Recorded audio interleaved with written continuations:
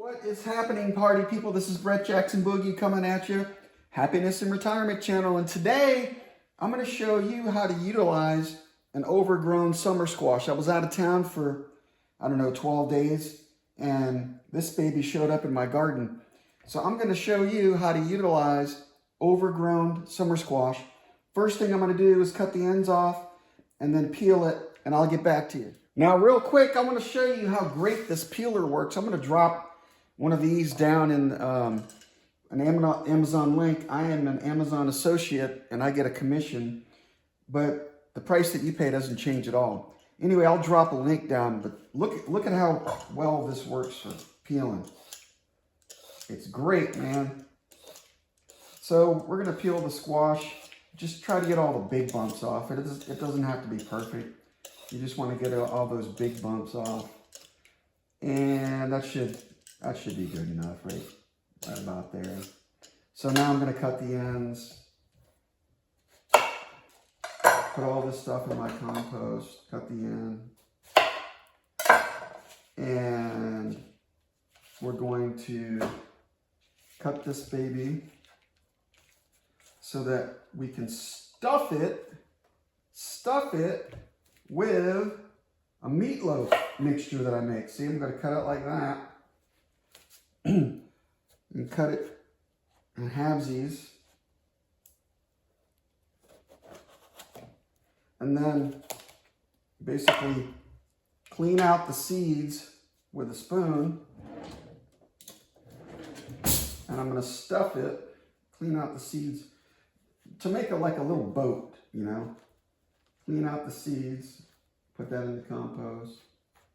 Or what you could do is save these seeds for next season, but I'm going to have so many squash here coming up. I don't need to save these. But, so there you go. You just clean that baby out, make a little boat into it, like so. Get all the seeds out of there. Make sure you get all the seeds out of there. You don't want to eat any of the seeds. It won't kill you, but it's just not,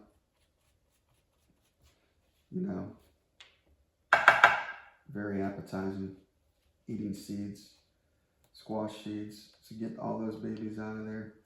There you have it. You have a little boat, and you stuff your meatloaf in there and put it in the oven at 425 degrees for like 20 minutes, and ba-boom.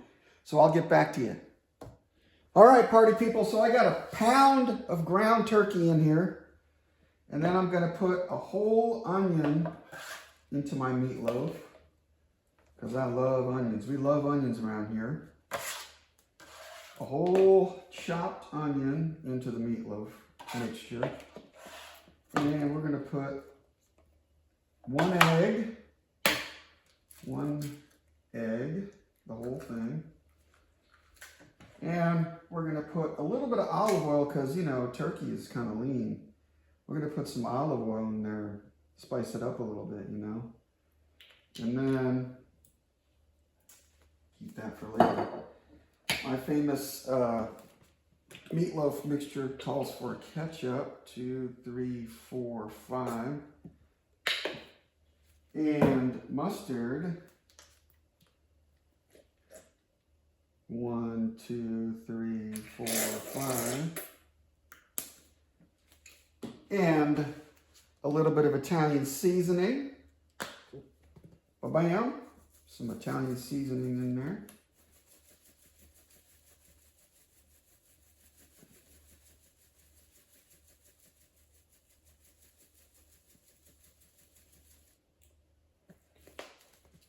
Some black pepper.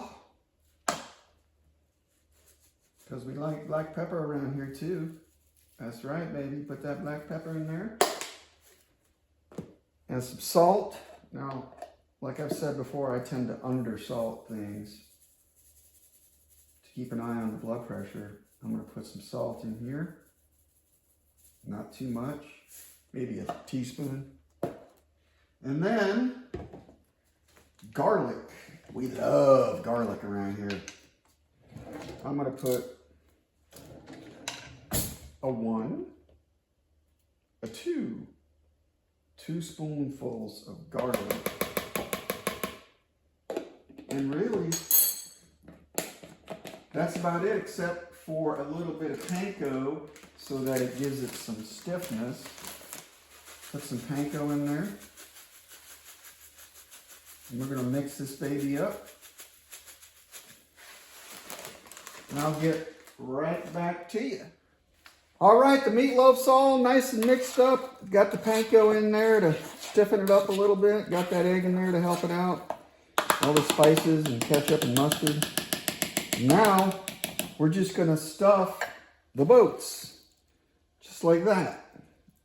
And we're going to stuff the boats. Put the meat in the boat. Das Boot. Put the meat in the boat. Hopefully, there's not too much meat, but whoever complains about too much meat. Ah, right. Look at that.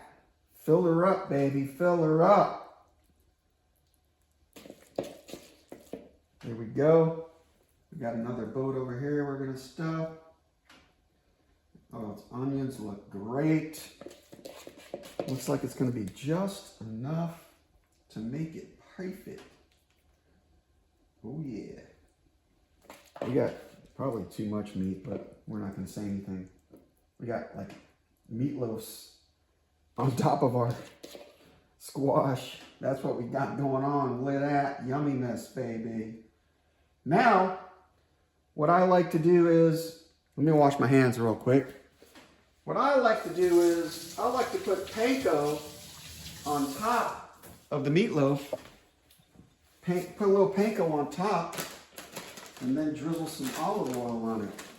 So you get a nice crusty, crispy top, you know, look at that. Put some panko on it. Get a nice crispy top. Put some panko on it. Nice crispy top. There we go. There we go. That's what I'm talking about, people. And then, a secret I learned from my ex-mother-in-law who was Argentinian. She used to make these little vegetables like this. She taught me to drizzle a little olive oil on it before you put it in the oven. And it makes it even yummier. See that? A little olive oil on it makes it even yummier. So we're going to put these babies in the oven when it heats up at 425 for about, I'd say 20-25 minutes. We'll see how it goes, because these here squash are pretty big, you know. All right, I'll get back to you. All right, the oven's at 425 degrees. We're gonna put these puppies in here for 20-25 minutes or so. And make sure that our turkey gets up to temperature and the squash is cooked through. I'm gonna set the timer for 20 minutes and then check on it after that. 11, 12, 13, 15, 17, 18, 19, 19, 20. Start. I'll get back, y'all. Woo! That's what I'm talking about, baby. 165. Looking good. 167. Woo! Looking good. Look at all that crusty, crispy yumminess on top of there. All right, people. That's how you use overgrown squash, and they are nice and tender. Peace out. If you like my material, hit subscribe or go to the next video. Thanks so much.